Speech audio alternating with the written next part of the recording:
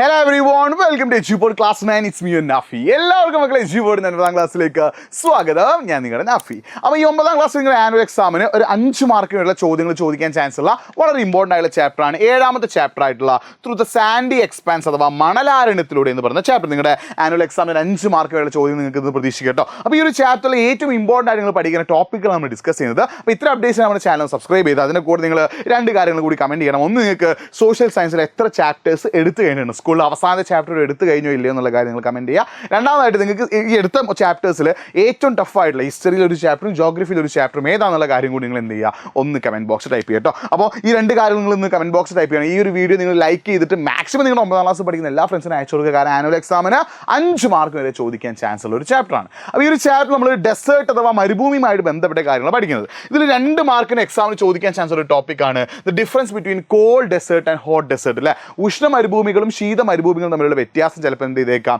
എക്സാമിന് ചോദിച്ചേക്കാം. ഇനി നിങ്ങൾ ശ്രദ്ധിക്കണേ, desert formation of Thar desert formation. നമ്മൾ ഈ ചാപ്റ്ററിൽ മെയിൻ ആയിട്ട് ആരെ കുറിച്ചാണ് പഠിക്കുന്നത്, താർ ഡെസേർട്ടിനെ കുറിച്ചിട്ടാണ്. അല്ലേ, ഈ താർ ഡെസേർട്ടിന്റെ ഫോർമേഷൻ, എങ്ങനെയാണ് താർ മരുഭൂമി ഉണ്ടായത് എന്നും അതേപോലെ തന്നെ അതിന്റെ ബൗണ്ടറീസ് അഥവാ അതിർത്തികളും പഠിച്ചിരിക്കണം, അതിന്റെ ഫീച്ചേഴ്സ് അഥവാ സവിശേഷത. പിന്നെ ഒരു 5 മാർക്കിനൊക്കെ അല്ലെങ്കിൽ 4 മാർക്കിനൊക്കെ ചോദിക്കാൻ ചാൻസ് ഉള്ള ക്വസ്റ്റൻ ആണ് land forms in Thar desert. Thar മരുഭൂമിയിലെ ഭൂരൂപങ്ങളെ കുറിച്ചിട്ട് എന്ത് ചെയ്തേക്കാം, ഒരു 4 മാർക്കിനൊക്കെ ചോദിച്ചേക്കാം. അത് തന്നെ ഏതൊക്കെയാണ് ഭൂരൂപങ്ങൾ, ഡിഫ്ലേഷൻ ഹോളോസ് അപവന ഗർത്തങ്ങളുണ്ട്, കേവ്സ് അഥവാ ഗുഹകളുണ്ട്, മഷ്റൂം റോക്സ് അഥവാ കൂൺശിലകളുണ്ട്, സാൻഡ് ഡ്യൂൺസ് അഥവാ മണൽ മേടുകൾ പഠിച്ചു വെക്കണം. പിന്നെ ഡെസേർട്ട് ക്ലൈമറ്റ്, ഡെസേർട്ടിലെ കാലാവസ്ഥ അഥവാ മരുഭൂമിയിലെ കാലാവസ്ഥയിൽ വിന്റർ ആൻഡ് സമ്മർ, ഇത് 2 ഇമ്പോർട്ടൻ്റ് ആട്ടോ. ഡെസേർട്ട് ക്ലൈമറ്റ് അഥവാ മരുഭൂമിയിലെ കാലാവസ്ഥയിൽ ശൈത്യകാലവും നിങ്ങൾ പഠിക്കണം, അതേപോലെ വേനൽക്കാലവും 2 ഇമ്പോർട്ടൻ്റ് ആണ്. 2ന്റെ ഫീച്ചേഴ്സ് എക്സാമിന് ചോദിച്ചിട്ടുണ്ട്. പിന്നെ ഡെസേർട്ടിലെ സോയിൽ ആയിട്ടുള്ള ഡെസേർട്ട് സോയിൽ അല്ലെങ്കിൽ അറൈഡ് സോയിൽ അഥവാ വരണ്ട മണ്ണുണ്ടല്ലോ, ഈ വരണ്ട മണ്ണിൻ്റെ ഫീച്ചേഴ്സ് നിങ്ങൾ പഠിച്ചു വെച്ചോ, ചിലപ്പോൾ എക്സാമിന് അതുമായിട്ട് ബന്ധപ്പെട്ട് ചോദിച്ചേക്കാം.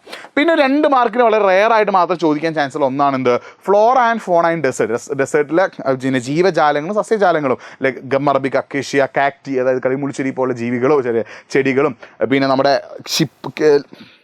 ഷിപ്പ് ഓഫ് ഡെസേർട്ട്, മരുഭൂമിയിലെ കപ്പൽ എന്നറിയപ്പെടുന്ന ഒട്ടകവും ക്യാമലൊക്കെ നിങ്ങൾ എന്ത് ചെയ്യുക, നോക്കി വെക്കുക. പിന്നെ അവിടെ ഇന്ന് എക്സാമിൽ ചോദിക്കാൻ ചാൻസ് ഉള്ളത് ഒന്ന്, ഡെസേർട്ടിൽ അഗ്രികൾച്ചർ, കൃഷിയാണ്. നമുക്കറിയാം അഗ്രികൾച്ചർ സ്പേസ് ഇൻ ഡെസേർട്ടില്ല. ഡെസേർട്ടിൽ അല്ലെങ്കിൽ മരുഭൂമിയിൽ എന്താണ്, കൃഷി വളരെ കുറവാണ്. എന്നാലും ബജ്ര, ജോവർ പോലുള്ള മില്ലറ്റ്സ് അഥവാ തിനവിളകൾ അവിടെ കൃഷി ചെയ്യുന്നുണ്ട്.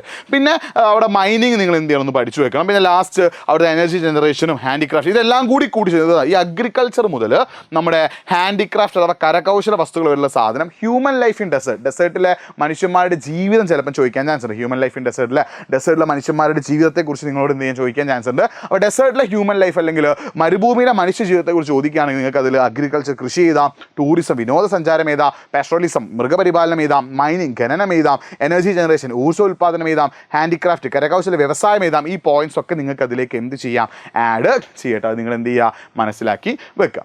ഇനി മക്കളെ, നിങ്ങൾക്ക് ഈ ഒരു ടോപ്പിക്കുകളൊക്കെ മനസ്സിലായി, നിങ്ങൾ ഇത് വേണം ഒരു പേപ്പറിലേക്ക് എഴുതിയെടുക്കുക. എന്നിട്ട് നിങ്ങൾ എന്ത് ചെയ്യുക, ഇതിൽ ഏതൊക്കെ ടോപ്പിക്ക് പഠിച്ചു കഴിഞ്ഞു നിങ്ങൾ സൈഡിൽ എന്ത് ടിക്ക് ചെയ്യുക. അപ്പോൾ നിങ്ങൾ ചോദിക്കും, സാർ ഇതിലെ ക്വസ്റ്റ്യൻസ് വേണോ, ഇതിൻ്റെ ക്ലാസ്സുകൾ വേണോ, എവിടെ കിട്ടും? നമ്മുടെ എജുപോൻ്റെ ബൂസ്റ്റർ ക്രാഷ് ബാച്ചിൽ കിട്ടും കേട്ടോ. നിങ്ങൾ എജുപോൻ്റെ ബൂസ്റ്റർ ക്രാഷ് ബാച്ചിൽ ജോയിൻ ചെയ്ത് പഠിക്കുകയാണെങ്കിൽ നിങ്ങൾക്ക് കാര്യങ്ങളൊക്കെ സെറ്റാവും. ഫോം നമ്മൾ കമൻറ്റ് ബോക്സിൽ പിൻ ചെയ്തിട്ടുണ്ട്. നിങ്ങൾക്ക് അടുത്ത കൊല്ലത്തെ കോംബോ ഓഫർ കൂടി നിങ്ങൾക്ക് എന്ത് ചെയ്യാം, അതിൽ ചോദിച്ച് മനസ്സിലാക്കട്ടെ. കാരണം നിങ്ങൾക്ക് വേണ്ട റെക്കോർഡ് ക്ലാസ്, 1 ഷോട്ട് ക്ലാസ്, അതേപോലെ തന്നെ നിങ്ങൾക്ക് നോട്ടുകൾ, അഡീഷണൽ ക്വസ്റ്റ്യൻസ്, PYQs, എല്ലാ കാര്യങ്ങളും എവിടെ അവൈലബിൾ ആണ്, നമ്മുടെ എജുപോൻ്റെ ബാച്ചിൽ അവൈലബിൾ ആണ്. നിങ്ങൾ എജുപോൻ്റെ ബാച്ചിൽ ജോയിൻ ചെയ്ത് പഠിച്ചോ, കാര്യങ്ങളൊക്കെ സെറ്റാകും. സോ നമ്മൾ കമൻറ്റ് ബോക്സിൽ ഫോം നമ്മൾ പിൻ ചെയ്ത് വെച്ചു, നിങ്ങൾ ഫോം ഫില്ല് ചെയ്യുക, നമ്മുടെ ടീം നിങ്ങൾ വിളിക്കും. ഞാൻ നിങ്ങൾക്ക് എന്ത് ചെയ്യാം, 9ഉം 10ഉം കൂടിയുള്ള കോംബോ ബാച്ച് നമ്മൾ സ്റ്റാർട്ട് ചെയ്തിട്ടുണ്ട്. അപ്പോൾ കോംബോ ബാച്ചിൻ്റെ കൂടെ ഡീറ്റെയിൽസ് അറിയാൻ വേണമെങ്കിൽ നിങ്ങൾ എന്ത് ചെയ്തോ, nafi.ejupod എന്ന ഇൻസ്റ്റാഗ്രാം പേജിലേക്ക് ഒന്ന് മെസ്സേജ് അയച്ചോ. അപ്പോൾ ഈ ഓരോ ചാപ്റ്ററിലെയും ഏറ്റവും ഇമ്പോർട്ടൻ്റ് ആയിട്ടുള്ള ടോപ്പിക്കുകൾ നമ്മളിങ്ങനെ പറഞ്ഞുകൊണ്ടിരിക്കുകയാണ്. അപ്പോൾ ഈ ടോപ്പിക്കൊക്കെ നിങ്ങൾ പഠിക്കേണ്ട സമയമായിട്ടുണ്ട്. അപ്പോൾ നന്നായിട്ട് പഠിക്കുക. അതിൻ്റെ ഏറ്റവും ബെസ്റ്റ് സൊല്യൂഷൻ എജുപോൻ്റെ ബൂസ്റ്റർ ബാച്ച് ആട്ടോ. മറ്റൊരു വീഡിയോ ആയിട്ട് വീണ്ടും കാണാം. It's me Nafi signing of.